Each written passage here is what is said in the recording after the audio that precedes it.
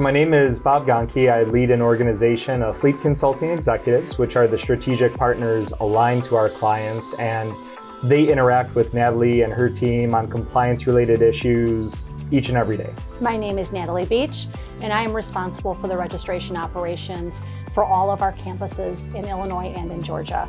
I love coming to work every day and making a difference for customers as it relates to managing their vehicle fleets and making sure their vehicles are legally compliant to operate and do their day jobs the way they need to. Really excited today to be sitting down with you and talking compliance. My team and I, speak to clients on a daily basis, and there's a lot of different concerns and questions that come up compliance related. So I can't wait to dig in and ask some questions. Number one, the first thing I wanted to ask is during COVID, there are a ton of delays and complications for DMVs, ministries of transportation. Are we still seeing any of that pain today? You know what? It's a great question, and it's one that we get all the time. So I would say that while the supply chain has greatly improved, we have still seen and will continue to see certain delays that are happening from different jurisdictions.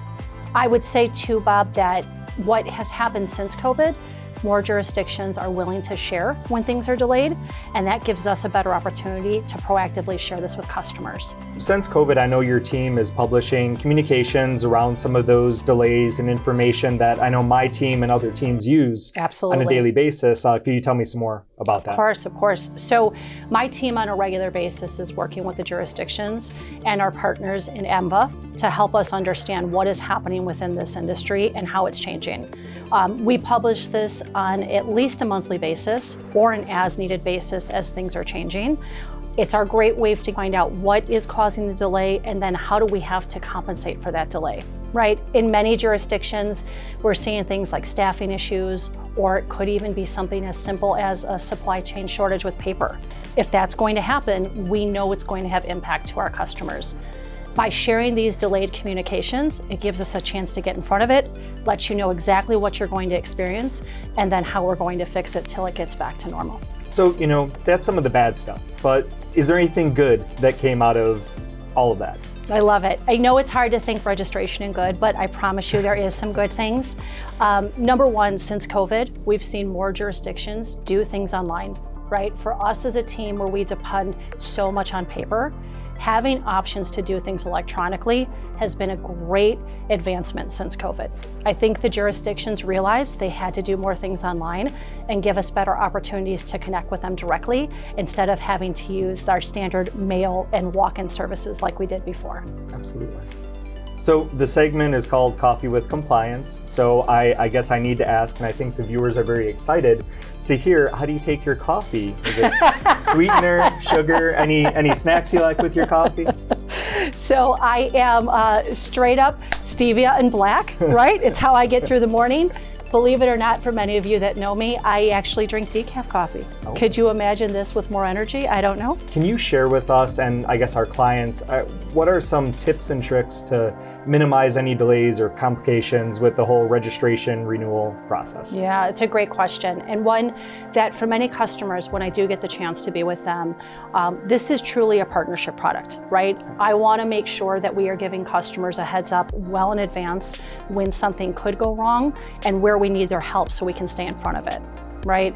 First thing we need to do is make sure that customers have done the work that it takes with the states and the DMVs to make sure that their accounts are active, right? There is a certain group of states that require that customers retain an active status with those jurisdictions.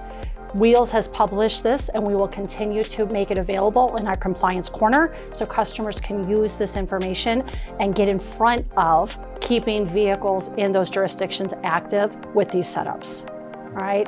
The second big thing that I always encourage customers to do, work with their FCEs, make sure their fleet view tiles are turned on. Right? We want to give you this line of sight when we have tried to get something like a requirement or maybe something has changed. We want you to know if that vehicle is getting close to expiration.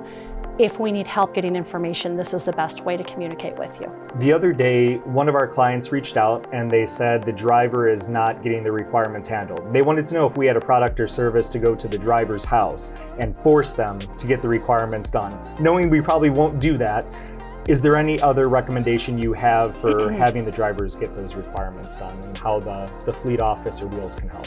That's a really great question. So in certain jurisdictions, Texas, California being two of them, there are services that will go on site to the driver. And so we have had some customers that have opted to contact these services, and they will bring technicians on site to things like corporate offices, right? If we know that customers are going to have vehicles at one location. There are some other alternatives out there, because we do understand people are busy doing their day job, and stopping just to get a vehicle emissions is maybe not the top of their list. Right. They want fleet to be the easy button, not a burden to the driver. Absolutely.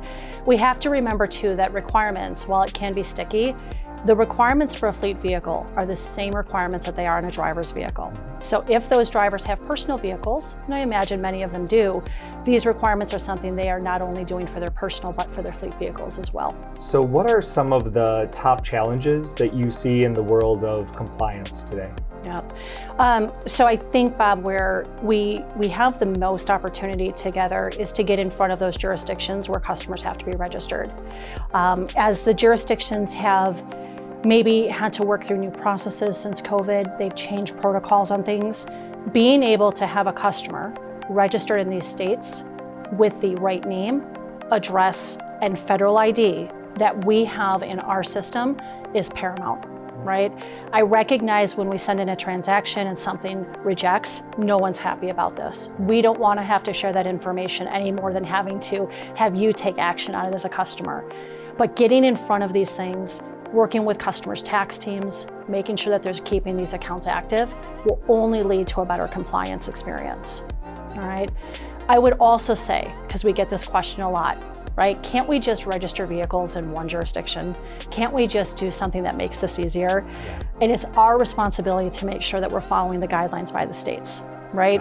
I know that we're looking for better and easier alternatives, but when it comes to managing compliance for license plates and registration, we have to be compliant within those jurisdictions to make sure your vehicles are legal to operate. Absolutely. In the coming years, do you see any huge changes in the compliance landscape that we should be on the lookout for? Absolutely, and they're exciting changes. Earlier, we talked a little bit about digitization, electronic options. We're going to continue to see this, right? We have states now that are doing e-titles. So no longer do we have to physically have that piece of paper to sell a vehicle. That's a great advancement in this space. We're also seeing manufacturers start to deliver us e-MSOs. Right? For those who might not know, an MSO is like the birth certificate of a vehicle, and it's what starts the compliance process to obtain a new plate.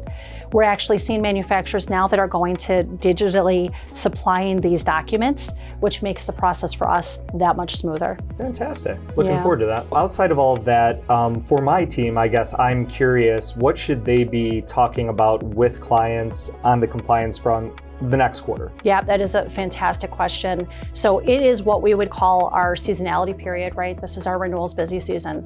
So we have many jurisdictions that have opted to renew vehicles during one time of the year. And so we refer to this as our block season. And that's the season that we're entering right now. So we want to make sure that we are staying in front of having client reporting turned on. We want to make sure those exception reports are going out regularly, at least once a week, so that we can get in front of this process as much as we can, right?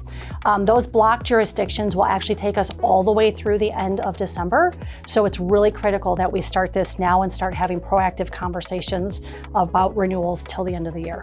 Thank you very much for your time. Appreciate the partnership between my team and yours and everything you do to support our clients. Awesome. Any final thoughts for the folks at home? Yeah, so folks, I never want you to feel like you're alone when it comes to registration. I recognize how daunting it could be when someone asks a question and we don't feel like we know the answer for it. I want to remind people of the tools and the resources that we do have readily available through FleetView. Something as simple as the jurisdiction profile could maybe even answer your easy questions when it comes to registration, right?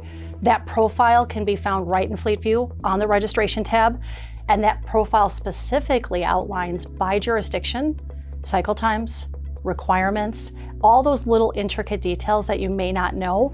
but you really just want a quick answer to something, right? Don't forget that we have the opportunity to use our mobile app, right? For customers that are using mobile app, let's take every advantage of working through that, particularly with the renewals process. There's a beautiful outline there that highlights for the driver exactly what needs to be done so we can keep the vehicles compliant. I would also say too, we've started the compliance corner. All right, that's what we're here for, coffee with compliance. But that compliance corner is also found in Fleet View. Remember, this is a great place for resources and a way to be able to go back and see what's changing in the space. And you can find additional compliance resources on our LinkedIn page, as well as subscribing to our YouTube channel. And thank you again for tuning in. Stay connected and never miss an update. And together, let's go far.